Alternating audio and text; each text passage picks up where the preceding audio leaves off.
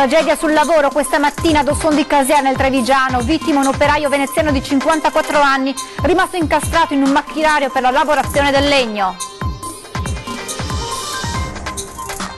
Spento stamane il vasto incendio che da ieri pomeriggio aveva interessato il Grappa sul versante vicentino, ora indagini per chiarire le cause che potrebbero essere dolose. Caso Bussarella all'ospedale di Padova, è autosospeso il professor Litta, intanto da oggi al lavoro gli ispettori inviati dalla regione per verificare il rispetto delle liste d'attesa. Rischia licenziamento un'infermiera dell'ospedale di Padova che avrebbe stordito un collega con un farmaco preso in reparto prelevando soldi con il suo bancomat. Attimi di paura questa mattina a Mestre per una sospetta fuga di gas, sul posto i vigili del fuoco che hanno chiuso la strada al traffico. Cerco un rene, l'appello di una quarantenne trevigiana su Facebook, la donna che soffre di una grave patologia renale si rivolge agli amici perché possano farle questo grande dono. Rubate lo scorso novembre e ritrovate lunedì in un campo le corone di Maria e Bambin Gesù rubate nel santuario della Madonna di Tessara. Domani sarà celebrata una messa di ringraziamento.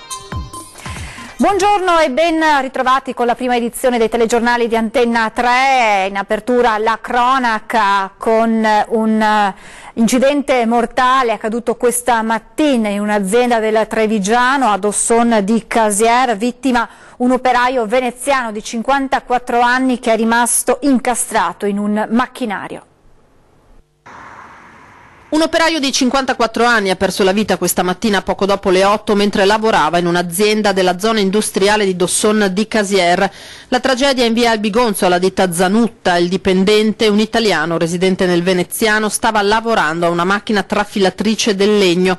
Improvvisamente è rimasto incastrato nel macchinario morendo sul colpo. Al momento dell'incidente erano presenti altri 4 operai, anche loro al lavoro. Immediata la richiesta di soccorso. I paramedici del SUEM 118 però non hanno potuto fare nulla per il 54enne ormai senza vita. Sul posto per i rilievi di legge carabinieri della stazione di Osson e ispettori dello Spisal.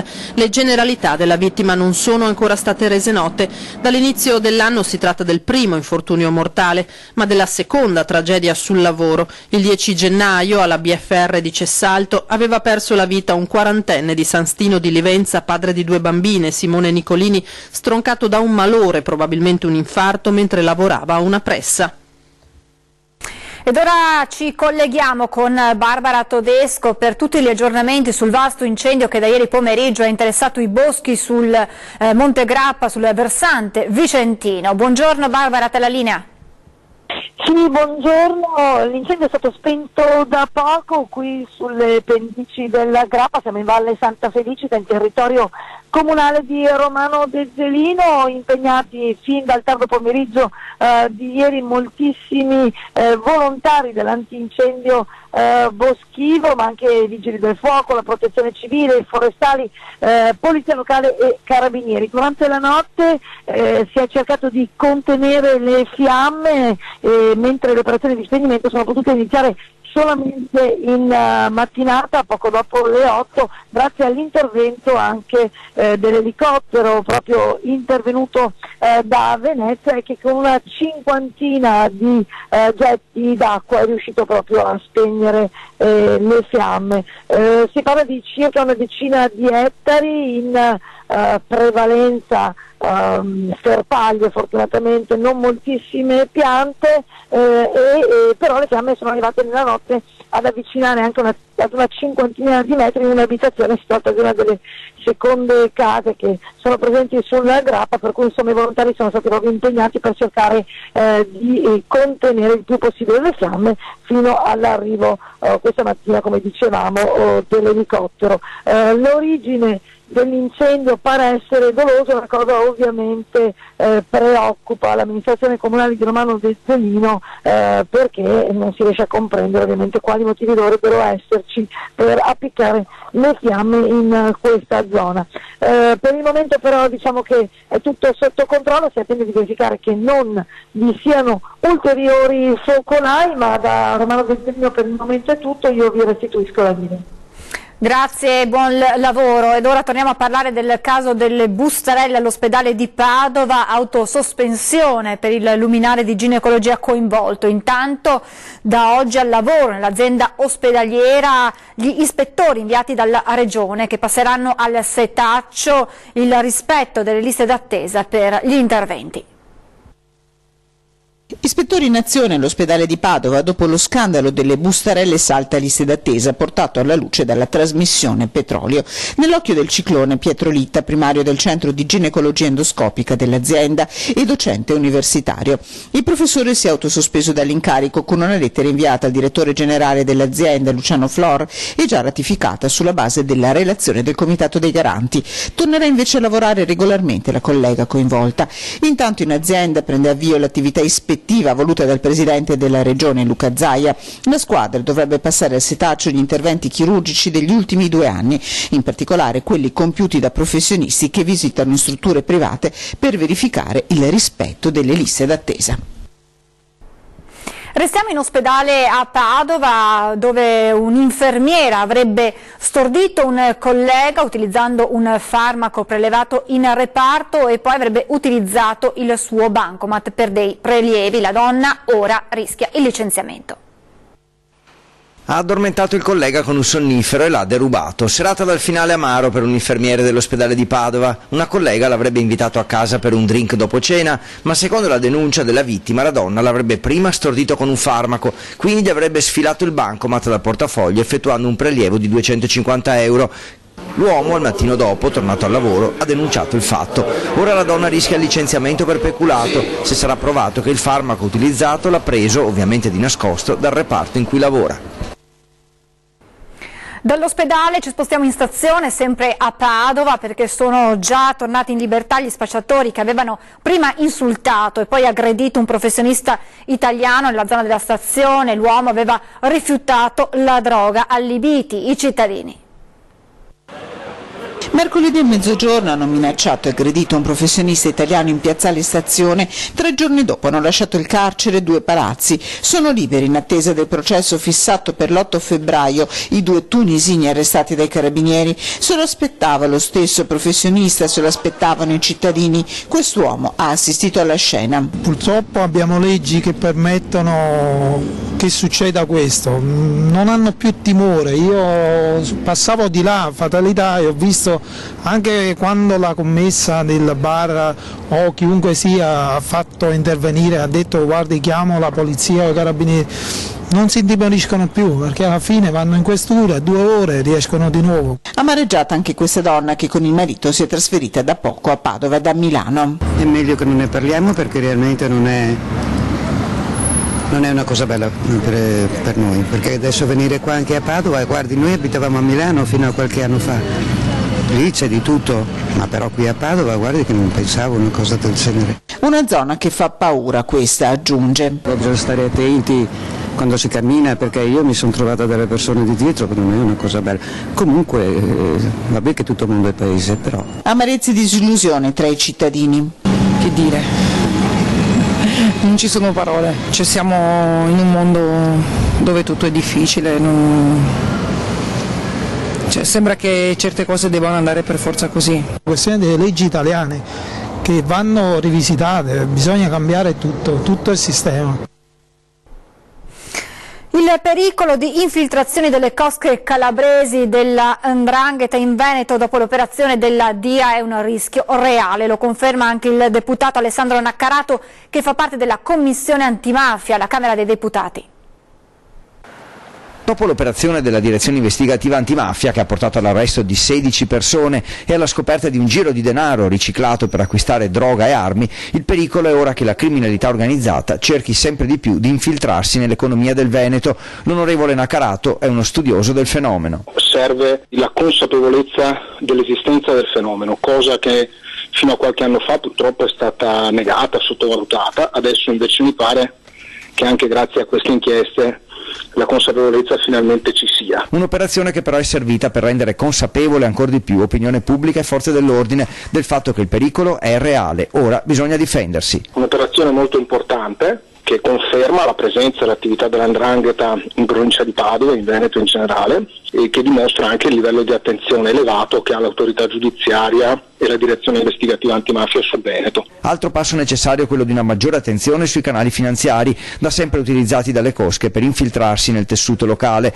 magari passando per le banche che hanno bisogno di maggiori controlli, e poi più uomini e mezzi alle forze dell'ordine. È stato utilizzato anche in queste indagini il reato di autoriciclaggio, che è un reato nuovo introdotto nel 2014 che è fondamentale proprio per le infiltrazioni criminali nell'Italia del Nord. E poi si tratta di dotare le forze dell'ordine e l'autorità giudiziaria degli strumenti necessari per fare queste indagini, che vuol dire personale, mezzi, uomini. Il TAR dà ragione alla Regione Veneto, i controlli sui FAS nelle discariche possono continuare e la nostra Regione diventa un modello. Il Veneto diventa, a suo malgrado, la regione di riferimento per contrastare la presenza dei FAS in tutta Italia. Sì, perché il problema non è solo nostro e le altre regioni, come la Toscana, stanno operando soltanto adesso i primi campionamenti proprio sulla base degli interventi commissionati e realizzati nel Vicentino prima e nelle altre province poi. Che noi dicevamo che ci sono state più segnalazioni in giro per l'Italia, il Veneto si è attivato da subito con il saper fare e abbiamo dato vita subito a un laboratorio dedicato ai FAS, abbiamo speso oltre 3 milioni di euro e poi tutta una serie di attività che vanno dalle denunce alle attività infrastrutturali. E mentre la Miteni di Trissino apre una pagina Facebook per dialogare con i consumatori e fornire le dovute spiegazioni e rassicurazioni, la Regione va avanti nella negoziazione con il Ministero per ottenere quegli 80 milioni di euro necessari per finanziare il nuovo acquedotto. Continuano le attività di montaggio dei filtri nelle abitazioni e il TAR autorizza l'estensione dei controlli anche nelle discariche, rispondendo così alle decine di ricorsi presentati dai gestori degli impianti. Mettiamo a zittire tutti quei personaggi che andavano a dire in giro al mondo che il Veneto era l'unico che aveva l'inquinamento dei FAS. Oggi siamo un riferimento nazionale proprio per l'esperienza accumulata in questi anni. Andiamo a Mestre, dove questa mattina si sono vissuti attimi di paura per una fuga di gas. Ci racconta tutto Ilaria Marchiori. Buongiorno Ilaria. Buongiorno da Mestre, questa mattina presto c'è stata un'allerta all'altezza di via Monte San Michele per una sospetta fuga di gas. Si è sentito proprio distintamente, almeno secondo le testimonianze di alcuni passanti, anzi che qualcosa non andasse per il verso giusto è stato segnalato addirittura da alcuni pendolari che si trovavano al binario 1 della stazione ferroviaria che è poco distante da lì. Sul posto sono intervenuti poco dopo alcuni mezzi dei vigili del fuoco e naturalmente l'area è stata messa in sicurezza. Vicino è stato parcheggiato anche un mezzo dei pompieri nel caso si ravvisasse la necessità di evacuare alcuni residenti per portarli lontano. E alle 9:30 gli operatori stavano ancora cercando di trovare l'eventuale falla. Nel frattempo, per precauzione, il traffico di via Monte San Michele è stato deviato in altre vie. Sul posto per gestire la viabilità sono giunti poi anche gli agenti della polizia locale, ma è stata segnalata anche una pattuglia dei lagunari e una volante della polizia di Stato. E da protocollo ovviamente è stato inviato anche un mezzo sanitario per chiunque potesse sentirsi male. Comunque poi si è risolto tutto in tarda mattinata. Un'altra sospetta fuga di gas è stata segnalata poco dopo anche a Marghera e anche lì sono giunti i mezzi dei vigili del fuoco per far luce sulla situazione. Quello che resta da capire è da dove abbiano avuto origine queste fughe di gas e che cosa sia successo, naturalmente tutto al vaglio degli esperti e dei tecnici dei vigili del fuoco. Da Mestre è tutto, restituisco la linea allo studio. Grazie anche ad Ilaria Marchiori.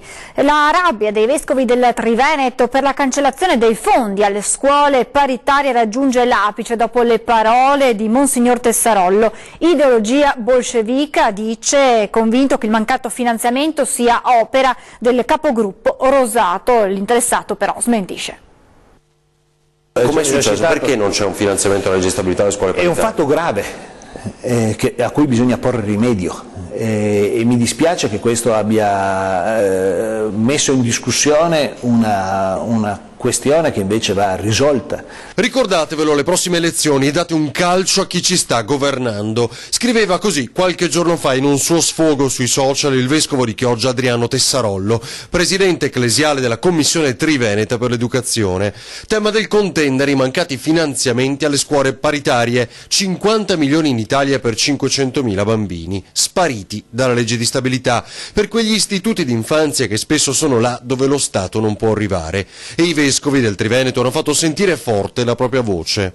Parrocchiali, materne, eccetera, già come chiese ce ne mettiamo, quindi non abbiamo alcun lucro. Ci mettiamo gli ambienti, volontariato e continuano a tagliare, non si sa perché, per una ideologia, qualche volta io dico, sa così, che è un'ideologia bolscevica. Convinto che i fondi ci fossero e che nel passaggio del testo da Camera a Senato siano spariti. Finito questo passaggio, le banche si sono trovati con 50 milioni in più per chiudere i buchi che c'erano e probabilmente li avranno stornati dalle scuole e dalle famiglie per dare le banche a chiudere i buchi.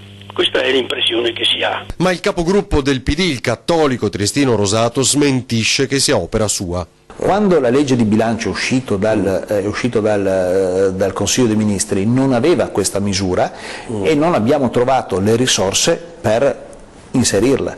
Devo dire che lo considero un vulnus da risolvere, da affrontare.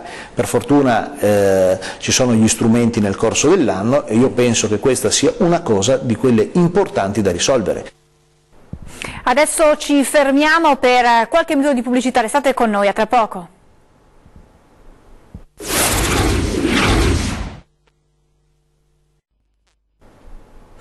Di nuovo in diretta andiamo nella Marca trevigiana, sono state raccolte 300 al momento firme tra Preganziol, Casiera e Treviso per chiedere il completamento del Terraglio Est. La petizione verrà poi consegnata al sindaco di Treviso Giovanni Manildo. Chiediamo ai cittadini che si prendano le proprie responsabilità, perché se vogliono un terraglio meno intasato di traffico e meno inquinato, si rechino i cittadini presso gli uffici protocollo dei comuni di Treviso, Casiera e Preganziol. L'appello è rivolto ai cittadini dei 3 comuni direttamente interessati dal Terraglio Est perché sottoscrivano la petizione per chiedere il completamento dell'opera. Lo scorso 19 ottobre l'inaugurazione del primo stralcio, ora residenti e imprenditori chiedono che venga realizzato anche il secondo tratto di circa 1 chilometro fino alla rotonda dell'ospedale Cafoncello ai confini tra i comuni di Casiera e Treviso. Il traffico sul Terraglio si sblocca soltanto se creiamo un'arteria parallela che si chiama Terraglio Est e che è 1 chilometro ad est del Terraglio che tutti conosciamo incasinato di traffico. Abbiamo speso dei soldi come cittadini con le tasse ed è giusto che questa arteria venga completata. Entro marzo i promotori della petizione vorrebbero completare la raccolta delle firme. Le dobbiamo portare al sindaco Manildo, il quale fino adesso ufficialmente non ha preso nessuna posizione a favore di questo completamento.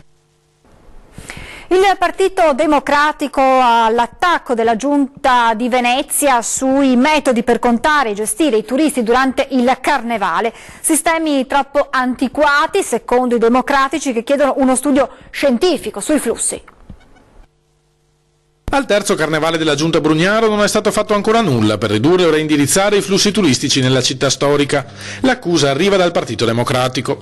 Contare le persone in piazza San Marco per chiudere l'accesso in caso di sovraffollamento non basta, sostiene Monica Sambo. È un'operazione che certamente va fatta ai fini della sicurezza, ma è ininfluente per quanto riguarda la gestione complessiva dei flussi. Con questo metodo, che per di più, adesso io lo mostro anche, di fatto è un conteggio manuale dei turisti all'entrata di piazza San Marco. Ricordo che sono all'incirca una quindicina di entrate in piazza San Marco e oltre a questo conteggio manuale che avverrà dei turisti non sarà fatto alcun tipo di studio invece su quelli che sono i flussi, quindi da dove arrivano, dove vanno e quali sono quindi i percorsi che gli stessi turisti seguono. I democratici chiedono che sia discusso in Consiglio Comunale lo studio realizzato nel 2017 dall'Università di Bologna sul controllo della mobilità pedonale a Venezia durante i grandi eventi. Il documento di una ventina di pagine presenta una serie di grafici sui movimenti dei turisti durante lo scorso Carnevale e Sabato del Redentore e propone una nuova tecnologia per lo studio e il controllo dei flussi. Quello che si chiede è soprattutto la creazione di modelli che permettano alla città di verificare anche preventivamente quali saranno i flussi in arrivo a Venezia e quindi in modo tale da poter eventualmente disincentivare anche coloro che vogliono arrivare, appunto disincentivarli all'arrivo e quindi rendere questa città più accogliente anche per coloro che vogliono visitarla. Ed ora il singolare appello di una quarantenne trevigiana fatto attraverso la pagina di Facebook. Sentite di che cosa si tratta.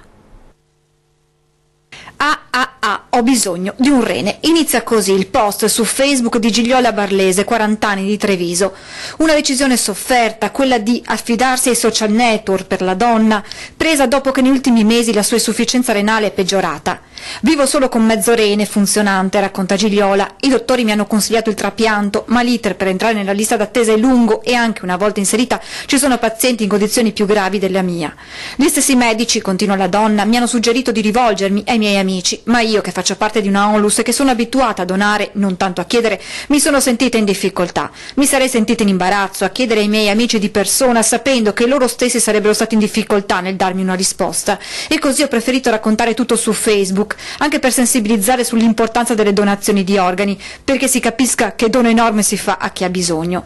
Ora chi se la sentirà e vorrà potrà contattarmi, spiega Gigliola, e restituirmi la possibilità di vivere ogni momento della mia vita appieno, poter tornare a lavorare normalmente, fare una passeggiata con il cane, cenare con i miei amici, poter viaggiare e continuare a vedere e conoscere il mondo, avere un figlio. Sarà celebrata domani sera nel santuario della Madonna di Tessara una messa di ringraziamento per il ritrovamento delle corone di Maria e Bambin Gesù che erano state rubate lo scorso novembre. Lanciate e abbandonate in un vigneto a poca distanza dal santuario della Madonna di Tessara. Solo lunedì però, con la ripresa delle attività agricole e dell'erba, sono spuntate le 2 coroncine dorate di Maria e Gesù Bambino, rubate 2 mesi fa nel furto sacrilego compiuto all'interno della chiesa. Grande la felicità dei proprietari dell'appezzamento, che hanno inviato la moglie di gran carriera dal parroco di Santa Maria di Non e rettore del santuario con gli oggetti. Scarso valore economico, grande valore affettivo per tutti i fedeli che ogni anno si recano devoti in pellegrinaggio al santuario e che erano stati colpiti dalla violenza e dall'efferatezza del furto compiuto inizio novembre. I ladri avevano semidistrutto a colpi d'accetta il portone d'ingresso. Una volta entrati avevano rovesciato acquasantiere, rubato le monetine offerte per le candele, arraffando le 2 corone dorate poste sulle statue e gli orecchini di Maria, dono di una fedele. Degli orecchini nessuna notizia per ora, ma i fedeli non disperano e intanto, felici dell'insperato ritrovamento, si sono dati appuntamento tra una settimana per una messa di ringraziamento. Ed ora la polemica contro il maxi faro di luce voluto dal sindaco di Venezia Luigi Brugnaro per il centenario di Porto Marghera. Inquina il cielo del Veneto, insorgono gli astrofili trevigiani.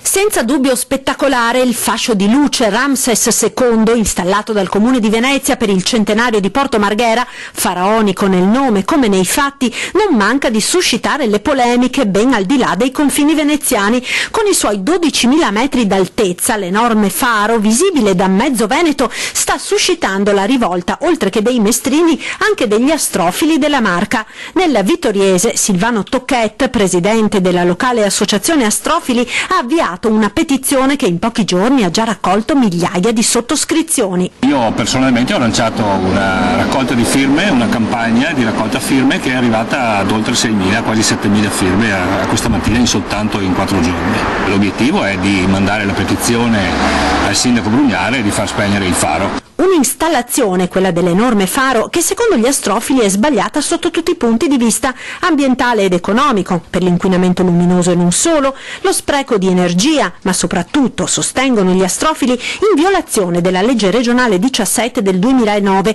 che vieta fasci di luce di questo tipo. Al di là degli astrofili, che forse non è il primo dei problemi, ci rendiamo conto, al di là di questo, aver fatto e aver promosso una cosa palesemente illegale, crediamo che questa sia la cosa più grave. Ancor più pesante la posizione dell'associazione Veneto Stellato, che ha inviato 2 esposti, uno alla Procura di Venezia, l'altro alla Corte dei Conti.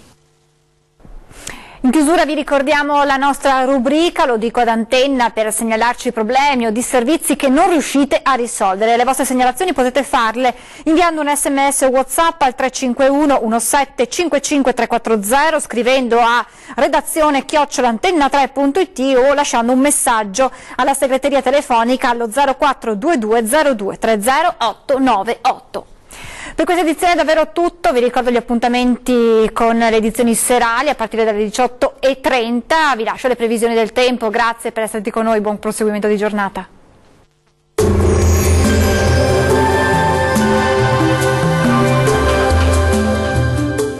Termoidraulica Susin. Se compri una caldaia, in omaggio il condizionatore. Termoidraulica Susin a 0 branco. Prevale un tempo stabile sulle nostre regioni grazie al dominio dell'anticiclone, ma con le consuete riduzioni della visibilità sulle pianure. Vediamo il dettaglio del 24 gennaio. Sul Veneto foschie, nebbie e nubi basse sui settori centro-meridionali della regione, spesso resistenti per tutto l'arco della giornata. Più sole altrove con cielo poco o parzialmente nuvoloso. Diamo ora uno sguardo alle temperature. Le massime saranno comprese tra 7 e 9 gradi, valori minimi tra -2 e 3 gradi circa. Che tempo farà sul Friuli Venezia Giulia? Anche qui locali foschie o nebbie sul Pordenonese, localmente anche sull'Udinese al mattino. Altrove invece ci sarà il sole e il cielo si presenterà sereno o poco nuvoloso. Le temperature massime saranno comprese tra 9 e 11 gradi, valori minimi tra -1 e 2 gradi. Concludiamo infine con uno sguardo alla situazione del Trentino Alto Adige. Locali foschie mattutine sulle vallate settentrionali della nostra regione, ma migliora presto. Ampio soleggiamento altrove con cielo sereno o poco nuvoloso. Le temperature massime saranno comprese tra 6 e 11 gradi, valori minimi tra -6 e 2 gradi. Il mare sarà generalmente calmo, i venti invece saranno deboli e in prevalenza occidentali. Dal meteo di Antenna 3 è tutto, arrivederci.